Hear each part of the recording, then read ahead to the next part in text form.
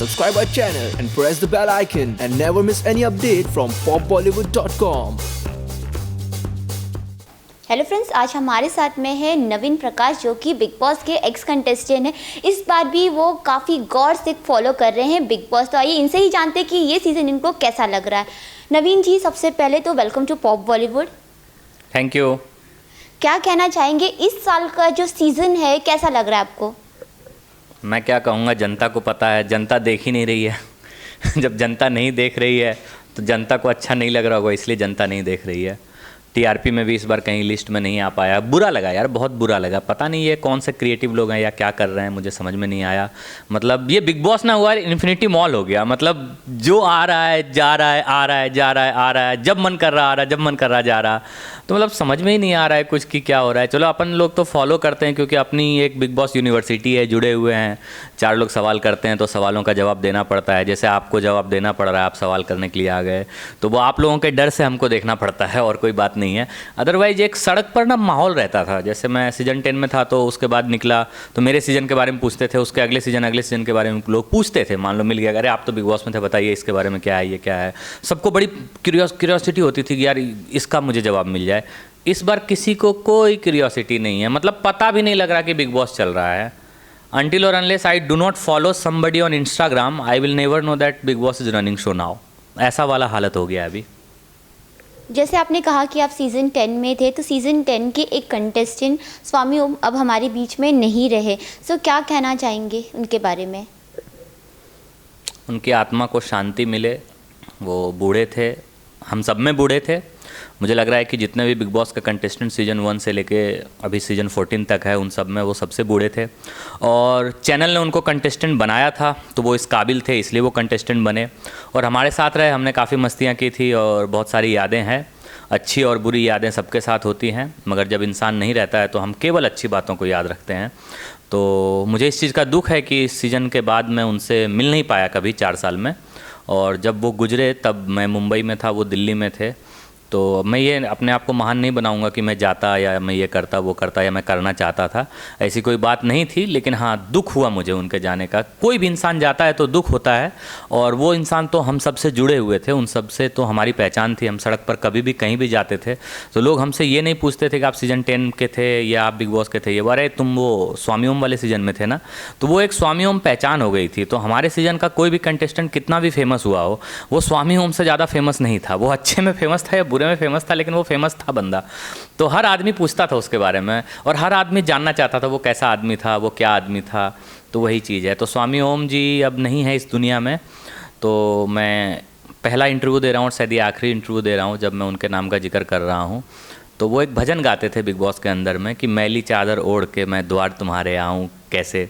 और ये वो तब गाते थे जब वो हम सब से लड़ जाते थे। हम सब से लड़ के बदमाशियाँ करके वो कोने में बैठ जाते थे। फिर उसके बाद वो गुनगुनाते थे मैली चादर ओढ़ के मैं द्वार तुम्हारे आऊँ कैसे। और वो बड़े अच्छे स्वर में गाते थे। तो वो एक चीज़ है जो मैं मिस करता था। बाद में भी मैं मिलना चाहता था, लेकिन कुछ कुछ ऐसी घटनाएँ दुर्घटनाएँ उनके साथ ऐसी होती रहीं कि हमारी हिम्मत नहीं उनसे मिलने की, तो हम जाके मिल नहीं पाए। मगर वो भजन सुनने का मन करता था। तो वो अब नहीं है इस दुनिया में। मैं भगवान से प्रार्थना करता हूँ कि उनको सच्ची श्रद्धांजलि दें और सच्ची जगह पर वो रहें, अच्छे जगह पर वो रहें, उनकी आत्मा को शांति मिले। और जब उनका पुनर्जन्म हो तो वो एक ऐसा जीवन जिएं कि इस जीवन में जो वो जितना प्रसिद्ध थे वो अगले जीवन में भी उतना ही प्रसिद्ध रहें। और इस जीवन में जो थोड़ा बहुत उनके साथ इन फेम आ गया था, वो सारी चीज़ें वो अगले जन्म में अपना पूरा कर सकें और बहुत अच्छे इंसान के तौर पर जन्म लें। और मैं तो चाहूँगा कि इस दुनिया में रहते ही कभी हमको पता लगे कि ये स्वामी ओम का पुनर्जन्म है और वो बॉलीवुड का सबसे बड़ा एंटरटेनर बने। अच्छा, सीज़न 10 में हमने देखा था कि कॉमनर वर्सेस सेलिब्रिटी था, लेकिन इस सीज़न में celebrity versus ex Bigg Boss contestant. So क्या कहना चाहेंगे, कैसा लग रहा है ये सीज़न पर? देखिए, आपने देखा था सीजन 10 सेलिब्रिटीज़ की कॉमनर्स ने वाट लगा दी थी। वाट नहीं बल्कि डबल वाट लगा दी थी। और एक एक कंटेस्टेंट ने एक एक बार में एक एक तरीके से वाट लगाई थी। जैसे होता है ना कभी कभी कि क्रिकेट के मैच में ईशांत शर्मा भी सेंचुरी मार जाता है, तो वैसे ही हमारा जो सबसे कमज़ोर कंटेस्टेंट रहा होगा उसने भी सेलिब्रिटीज़ की डबल वाट लगाई थी। इस बार भी ऐसा ही हुआ कुछ। एक्स कंटेस्टेंट आए, सारे फेमस कंटेस्टेंट आए, मगर वो बस आए और गए। बहुतों ने तो अपनी पहचान खो दी। जैसे विकास गुप्ता है, अब वो एक मास्टरमाइंड के नाम से फेमस था, वो टीवी में वेल रिस्पेक्टेड आदमी था, वो क्या करके गया यार समझ में ही नहीं आया। मतलब खुद को ऐसा लगा जैसे ख़त्म करके चला गया। मतलब ऐसा नहीं कह रहा हूँ कि वो बिल्कुल ख़त्म हो गया, आपने अभी ज़िंदगी पड़ी हुई है, वो बहुत बड़ा मुकाम हासिल कर सकता है, मैं उसके बारे में नहीं कह रहा हूँ।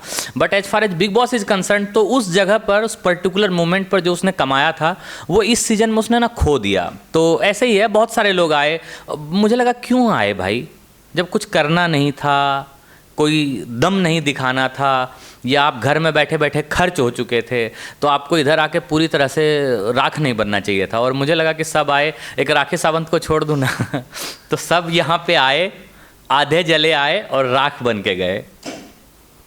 जैसे आपने कहा कि आधे जले आए राख बन के गए, वैसे ही कुछ कश्मीरा शाह का हमने गेम देखा कि कश्मीरा शाह आई बिग बॉस के घर में, लेकिन वो फर्स्ट वीक में ही निकल गई। लेकिन उन्होंने ये चीज़ कहा कि अगर मैं जितने भी दिन थी मैंने डिग्निटी के साथ में खेला। सो आपको उनका गेम कितना फेयर लगा? देखिए, मैं कोई व्यक्तिगत टिप्पणी किसी पर भी नहीं करना चाहता हूँ और ना करूँगा, लेकिन बस एक डिग्निटी वाली बात पर बोलता हूँ कि अगर आप बिग बॉस के घर में जा रहे हैं और बिग बॉस के स्टेज पर खड़े हैं और बिग बॉस के गेट में एंट्री किए हैं, तो डिग्निटी अपने बैग में रख दीजिए जो क्रिएटिव टीम रखती है। क्योंकि बिग बॉस के घर में डिग्निटी विग्निटी जैसी कोई चीज़ नहीं होती है, वहाँ पे कोई नियम कानून नहीं होता है। और जो भी थोड़े बहुत पहले होते थे, इस बार सीजन 14 में तो कोई नियम कानून था ही नहीं। तो आपको डिग्निटी रखनी थी, आप दूसरा काम करते, आपको बिग बॉस नहीं आना चाहिए था। बिग बॉस डिग्निटी के लिए नहीं है भाई, बिग बॉस गंद के लिए है। आप यहाँ पे आइए, गंद मचाइए, आप फेमस होंगे, आपका नाम होगा और लोग भी आपको पसंद करेंगे। बिग बॉस में अगर डिग्निटी को पसंद किया जाता तो मैं कुछ एक ऐसे कंटेस्टेंट के नाम बता दूंगा जिनके बारे में आपको याद भी नहीं होगा। साध्वी शिवानी दुर्गा याद है आपको? बिल्कुल याद नहीं होगा। She was most dignified contestant of big boss. तो डिग्निटी को कोई याद नहीं करता, यहाँ गंद को याद करता है। तो आप अगर डिग्निटी सोच के आए थे तो आप आए क्यों इस बार अपना नाम खराब करने के लिए? आपको वो मचाना चाहिए था जो बिग बॉस चाहता है, और बिग बॉस जो चाहता है वो आप नहीं कर रहे हैं, तो फिर आप क्यों आ रहे हैं और अपने आप को बहुत महान बता रहे हैं? गलत है ये। अच्छा, हर सीज़न जोड़ियाँ बनती हैं और इस सीज़न भी हमने देखा कि अली और जैस्मिन की एक स्वीट सी जोड़ी बनी बिग बॉस के घर में। हालांकि अब जैस्मिन बाहर आ गई हैं और अली अभी भी बिग बॉस के घर में, लेकिन उनकी जोड़ी कैसी लगती थी आपको और क्या कहना चाहेंगी उनके बारे में आप? बिग बॉस में गंद के बाद जो सबसे ज़्यादा चलता है वो मोहब्बत चलता है, और कभी कभी ये मोहब्बत बिग बॉस के घर के बाहर मुकम्मल भी हो जाता है, और कभी कभी केवल वो किस्से में रह जाता है कि वो एक फेमस होने के लिए कि चलो एक दूसरा पड़ाव है, दूसरा प्रिंसिपल है जिससे कि कैमरा हमारे ऊपर रह सकता है। मगर जहाँ तक जस्मीन और एली की बात है तो मुझे ऐसा नहीं लगा कि वो केवल कैमरे के लिए मोहब्बत कर रहे थे। उनमें एक अच्छी केमिस्ट्री दिख रही थी। मैं भी एक इंसान हूँ, मुझे भी किसी से मोहब्बत हो सकता है, तो मेरा कैसा बॉडी लैंग्वेज होगा और मैं कैसा चाहूँ दिखूँगा अगर मैं किसी लड़की को चाहता हूँ, तो वो मुझे अली में नज़र आया। तो और जैस्मिन भी काफ़ी स्वीट लग रही थी, तो वो दोनों काफ़ी अच्छे लग रहे थे। मैं दुआ करता हूँ कि वो दोनों आगे भी जो सार्वजनिक जीवन है, जो बिग बॉस के बाहर का जीवन होगा, उसमें वो अच्छे से रहें। और एक जैसे हमारे प्रिंस ने और युविका ने एक मिसाल कायम किया है कि हम बिग बॉस के अंदर में मोहब्बत करते थे और बिग बॉस के बाहर भी मोहब्बत करते रहे और साथ में थे, साथ में हैं। जैसे हमारे किश्वर ने और क्या नाम है, भूल गया हूँ मैं, सॉरी, हाँ किश्वर मर्चेंट, और ये एक सिंगर है ना, तो किश्वर ने भी शादी की। तो ये दोनों भी जो है वो अच्छा मतलब रहे, बिग बॉस के घर में भी रहे प्यार में और बिग बॉस के बाहर भी प्यार में रहे। तो ऐसे ही मतलब मुझे लगता है कि अली और जैस्मिन का भी आगे चलेगा और दोनों बात अपनी फैमिली तक पहुंचाने की कर रहे हैं।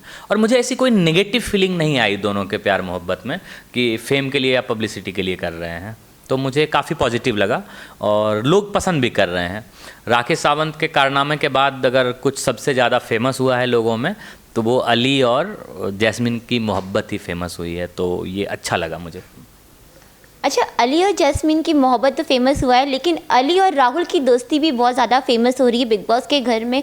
सो क्या लगता है, क्या कहना चाहेंगे इनकी दोस्ती के बारे में? क्योंकि हमेशा हमने देखा है कि ये लोग हमेशा एक दूसरे की बैक बन कर रहे हैं, चाहे कुछ भी हो जाए। कोई अगर उनके सामने उनके अगेंस्ट भी कुछ बोलता है तो भी वो उनका सपोर्ट करते। तो क्या कहना चाहेंगे इस प्यारी सी दोस्ती के बारे में? नहीं, बहुत अच्छी दोस्ती है और वो बहुत अच्छा खेल रहे हैं। वो खेलने के हिसाब से बहुत अच्छा खेल रहे हैं और बहुत अच्छा लग रहे हैं दोनों, बहुत अच्छा है। मगर मैं राहुल के बारे में अपने एक दिल की बात बताना चाहूँगा तो शायद तुम थोड़ी सी छोटी हो तो पता नहीं तुमने वो इंडियन आइडल देखा कि नहीं पहला वाला। तो हमने देखा है वो इंडियन आइडल। तो हमारे लिए राहुल वैद्य, अमित सना, इन दोनों के लिए दुख हुआ था कि ये दोनों जीत नहीं पाए और जीत कोई और गया। मगर वो बंदा भी मुझे अच्छा लगता था जो जीत गया। मगर राहुल वैद्य फिर बिग बॉस में आया तो दोबारा देख के काफ़ी अच्छा लगा। तब का जो राहुल वैद्य था ना, वो सुपर स्टाइलिश बंदा था, कूल डूड बंदा था। यहाँ पर जो राहुल वैद्य आया ना इतने सालों के बाद, तो ये थोड़ा थका हुआ सा मुझे लगा और थोड़ा ट्यूबलाइट सा लगा। मतलब कभी ऑफ है, कभी लाइट आया तो बहुत लाइट आ गया। मैं जो राहुल वैद्य उम्मीद कर रहा था ना तब इंडियन आइडल वाला, वो राहुल वैद्य यहाँ पे नहीं दिख पाया। तो थोड़ा सा मुझे इस चीज़ से दुख हुआ पर्सनली, क्योंकि मैं उसको फॉलो करता था और तब मैं स्कूल में पढ़ा करता था। जब राहुल वैद्य का इंडियन आइडल 1 हुआ था तो अपन चर्चा करते थे कि यार, कोई मेरे बोलता था मैं अभिजीत सावंत का फ़ैन हूँ, तो वो जीत भी गया वो। उसके बाद कोई अमित सना का फ़ैन था, मैं राहुल वैद्य का फ़ैन था, मुझे राहुल वैद्य पसंद था। राहुल वैद्य जीत नहीं पाया तो हमने कुछ बातें भी सुनी। तो मैं अभी चाहता था लोगों को जवाब देना कि देख मेरा राहुल वैद्य ऐसा है, मगर थोड़ा ये ट्यूबलाइट सा हो गया तो मुझे इसका दुख हुआ। मगर दोनों क्या जो दोस्ती है अली और राहुल वैद्य की, वो अच्छी है। खेल अच्छा रहा है, राहुल डिग्निफाइड खेल रहा है, मगर उसको थोड़ा सा और गंध मचाना चाहिए था, क्योंकि ये बिग बॉस का घर है ना, तो चलता है। अच्छा, हमने देखा कि बिग बॉस के घर में राहुल ने किस तरीके से दिशा को प्रपोज किया, यहाँ तक कि उनकी मम्मी ने ये भी कह दिया है कि अब उनकी शादी की तैयारी शुरू हो चुकी है। सो क्या कहना चाहेंगे? बधाई है। बधाई से ज़्यादा और मैं क्या कह सकता हूँ। मिठाई तो नहीं खा सकता जाके शादी में। अच्छा लगा, मतलब कोई किसी को मोहब्बत करता है और सामने वाला भी आपकी मोहब्बत को रिस्पेक्ट करता है, एक्सेप्ट करता है, तो इस दुनिया में इससे ज़्यादा खूबसूरत कोई चीज़ नहीं होती है। तो राहुल ने किसी से मोहब्बत की और उन्होंने भी मोहब्बत को एक्सेप्ट किया, तो राहुल को मेरी तरफ से कोटि कोटि बधाई। मोहब्बत की बात चल रही तो हमने देखा कि कल किस तरीके से जब रुबीना के पति यानी कि अभिनव की बात आई, राखी ने उनके आंखों में आग डाल के कहा कि आपका पति थरकी है, तो वो बिल्कुल बर्दाश्त नहीं कर पाई। उन्होंने जाके उनमें पानी का पूरा बाल्टी भर के डाल दिया। सो क्या कहना चाहेंगे उस किस्से के बारे में? देखिए, मुझे दोनों चीज़ें में बहुत ज़्यादा गलत नज़र नहीं आया, मैं आपको बता रहा हूँ।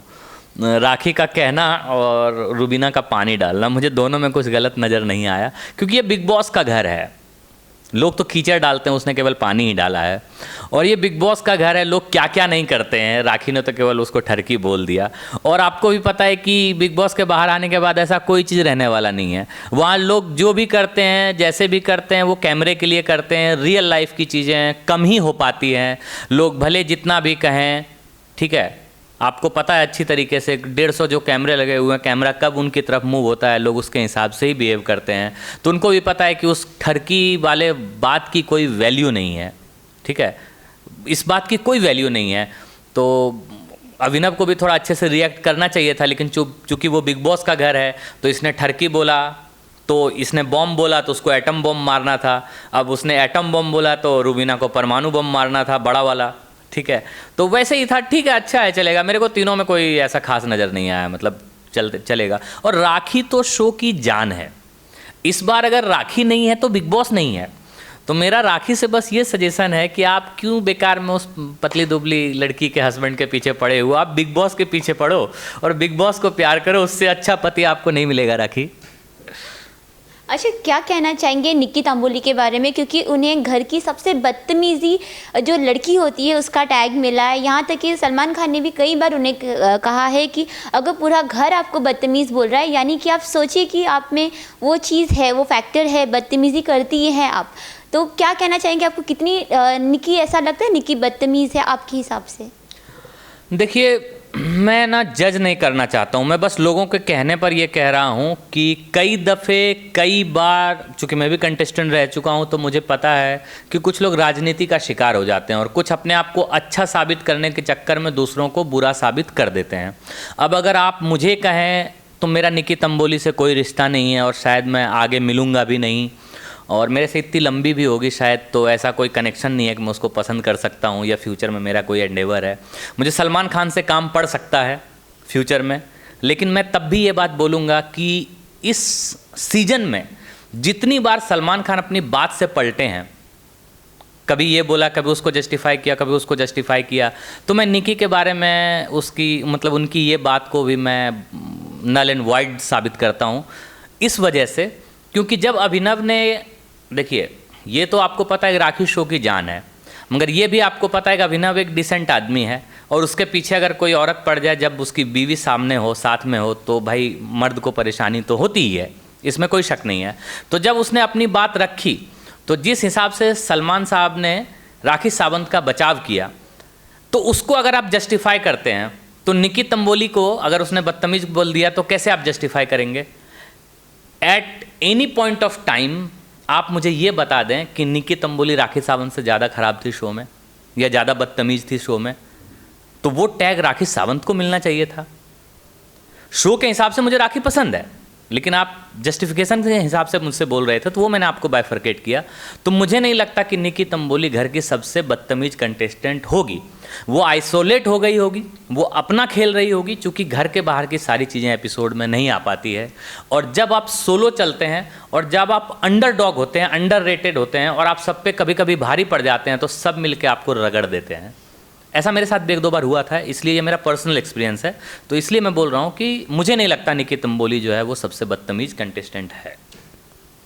अच्छा, क्या कहना चाहेंगे अर्शी खान के गेम के बारे में? क्योंकि जब अर्शी बिग बॉस के घर में गई थी तो वो अपना एक मोटिव लेके गई थी कि वो सिर्फ अभिनव के पीछे पड़ेंगी, लेकिन वहाँ पे जाके उनका वो मोटिव चेंज हो गया। उनका हमने देखा कि वो पहले जाके उन्होंने विकास गुप्ता के साथ में झगड़ा किया, फिर वो विकास गुप्ता ने उन्हें पानी में धक्का मार दिया था, फिर एक हफ्ते के लिए घर के बाहर वो निष्कासित भी हो गए थे, पर वापस आए वो। उसके बाद में हमने देखा कि उनकी एक अच्छी बॉन्डिंग बनी अली और राहुल के साथ में, लेकिन कहीं ना कहीं वो फिर से वो एक बॉन्डिंग जो बनी थी राहुल और अली के साथ में, वो कहीं ना कहीं वो चीज़ों को कुछ ना कुछ बोल कर उनकी वो बॉन्डिंग भी टूटती हुई नज़र आ रही है। यहाँ तक कि उनकी एक बॉन्डिंग एजाज खान के साथ में ही बनी थी, पर वो भी टूट गई। सो क्या कहना चाहेंगे उनके गेम के बारे में? देखिए, अर्शी खान जैसा पिछले सीजन में थी वैसे ही सीजन में है। अर्शी खान की जो सबसे बड़ी खासियत है वो उनका बोलने का तरीका है। She speaks very well. उनका जो लहजा है वो जब वो बोलती हैं, वो अच्छा बोलें बुरा बोलें, लोगों को अच्छा लगता है कि यार वो मस्त बोल रही है। ये उनका उनकी सबसे अच्छी बात है। तो पिछले सीजन में भी यही फेमस हुआ था, इस सीजन में भी यही फेमस हुआ।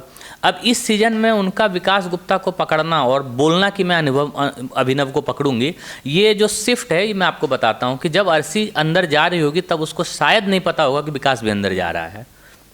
तो जब वो लोग अंदर जा रहे थे तो उनके लिए सबसे बड़ा जो हॉट केक था लड़कियों के लिए कि यार वो रूबीना का हस्बैंड है, अभिनव को पकड़ो तो अपन कैमरे पे दिखेंगे और थोड़ी कंट्रोवर्सी भी होगी, थोड़ी बात भी होगी, तो थोड़ा सा वो हम ज़्यादा दिखेंगे, ज़्यादा अच्छा रहेगा। लेकिन बाद में दिखा अच्छा विकास गुप्ता। तो उस सीजन में भी आपको याद है विकास और शिल्पा की लड़ाई हुई थी फेमस, तो उसने इस चीज़ को रिपीट करने की कोशिश की होगी यहाँ पर कि ये हो जाए।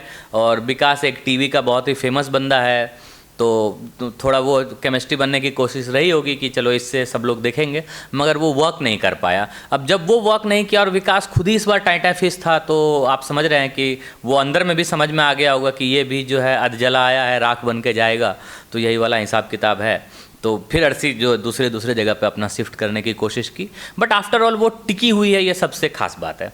क्योंकि एक्स कंटेस्टेंट को लाया भी बिग बॉस ने इसीलिए ही था कि शो को बढ़ाएं, शो को आगे चलाएं। और पिछले कंटेस्टेंट से वो सेटिस्फाइड नहीं थे बिग बॉस की टीम, इस वजह से तो एक्स वालों को लाया। और इवन एक्स वालों को मौका भी दिया जीतने का, एक्स वालों को नॉमिनेट होने का मौका दिया, एक्स वालों को वोटिंग का पार्ट बनाया। और तब आप नॉमिनेट होकर बाहर निकल रहे हैं, तो भाई इससे बड़ी बेइज्जती तो आपकी कभी हो ही नहीं सकती है। पहली बात तो आपको कभी भी नॉमिनेशन और इसके अंदर आना नहीं चाहिए था। आपको शर्त रखना चाहिए था कि हम एज अ गेस्ट जाएंगे, जितने दिन एंटरटेन करेंगे ठीक है, अगर एंटरटेन नहीं कर पाए आप हमको निकाल देना धीरे से, ठीक है, सीक्रेट रूम से निकाल देना।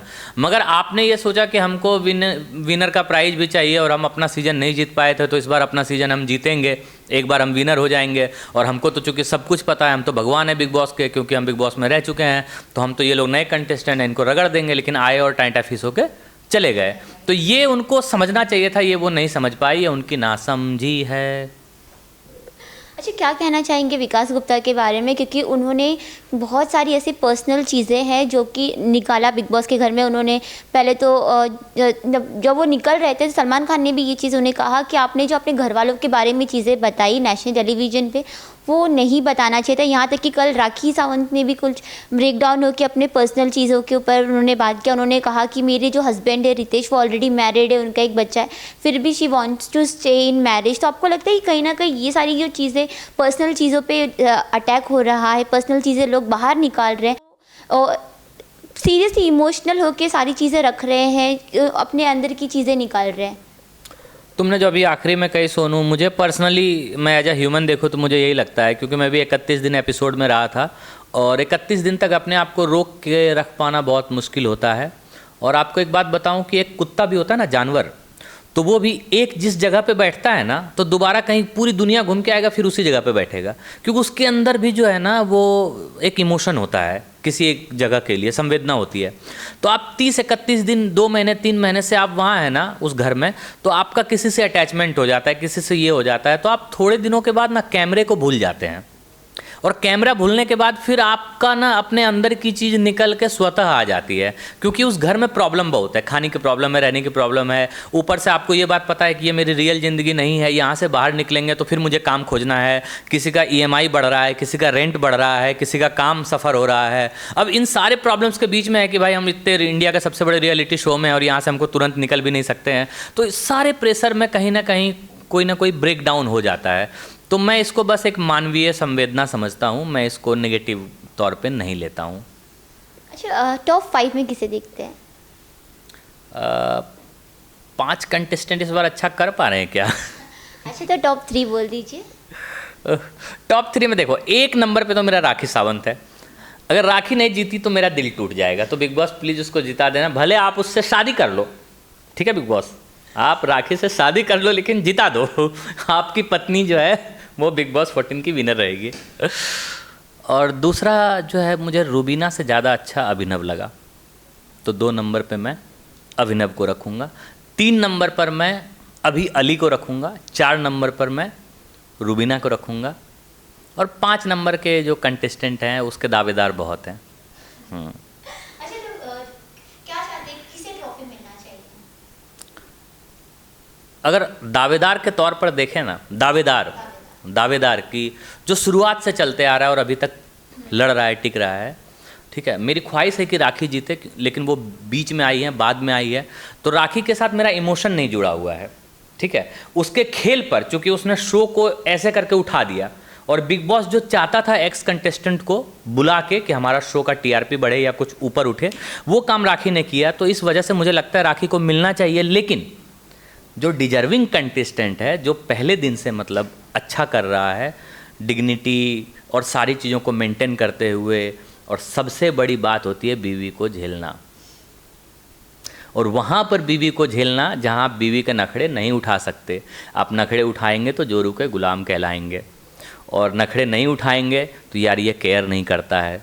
वो बहुत सारी चीज़ों को झेलते हुए जो अभिनव खड़ा हुआ है, तो मुझे लगता है कि वो आदमी जिसका हाथ सलमान खान उठाए कि he is the big boss winner, वो अभिनव होना चाहिए। लास्टली फैंस से क्या कहना चाहेंगे? फैंस से मैं ये कहना चाहूँगा कि भाई तुम लोग बहुत अच्छा करते हो, जब सीज़न ख़राब होता है तो नहीं देखते हो, और जब सीज़न अच्छा होता है तो सुपर हिट बना देते हो। तो क्रिएटिव टीम को जो आप एक टास्क दे रहे हो ना, ये जो क्रिएटिव टीम हम सबको टास्क देती है, तो आप जो हमारे फैंस हो और क्रिएटिव टीम को टास्क दे रहे हो कि अगली बार अच्छे कंटेस्टेंट लाओ, अच्छा टास्क बनाओ, अच्छा सिस्टम बनाओ, और ये इन्फिनिटी मॉल मत बनाओ कि कोई आए कोई जाए, कभी भी आए कभी भी जाए, कुछ भी करे कहीं भी रहे, कोई प्रिंसिपल नहीं, कोई सिद्धांत नहीं, मार लो एक दिन के लिए निकाल दो, फिर अगले दिन डाल दो। ये सारी चीज़ें जो है अगली बार टास्क टीम, क्रिएटिव टीम समझ जाएगी कि फैंस को ये सारी चीज़ें पसंद नहीं है। आप कम ही फेमस कंटेस्टेंट लाओ, लेकिन उनको टिकने दो, उनको अच्छे से परफॉर्म करने दो, आप अच्छा टास्क बनाओ तो आपका सीज़न चलेगा। क्योंकि सड़क से उठ के सीज़न 10 में जो सब आए थे, उसने एक ने बिग बॉस जीता, और बाकी हर एक कंटेस्टेंट को हर आदमी जानता है। तो ये जो अच्छा काम हुआ था, कुछ ऐसा ही अच्छा काम आपको करना चाहिए। आप कम ही फेमस सेलिब्रिटी लो, थोड़े कम पैसे दो, कोई दिक्कत नहीं है, लेकिन अच्छे कंटेस्टेंट लाओ, टास्क अच्छा बनाओ और शो को जमाओ। आप शो को इस बार जमा नहीं पाए, इस बार आपने बिग बॉस ने इन्फिनिटी मॉल बना दिया था, ये आपकी गलती है। Thank you so much Naveen ji for joining us. Thank you very much Sonu Shukla, आपने हमको बुलाया। हमने इस बार बहुत अपने आप को बचा के रखा था कि हम इंटरव्यू नहीं देंगे, लेकिन आपने बिल्कुल ऐसे बोला, रे भाई दे दो आप इंटरव्यू, तो मैं थोड़ा पिघल गया, बोला चलो बच्चे का दिल रख लेते हैं। थैंक यू वेरी मच, आपने हमें याद किया, इसके लिए तहे दिल से धन्यवाद।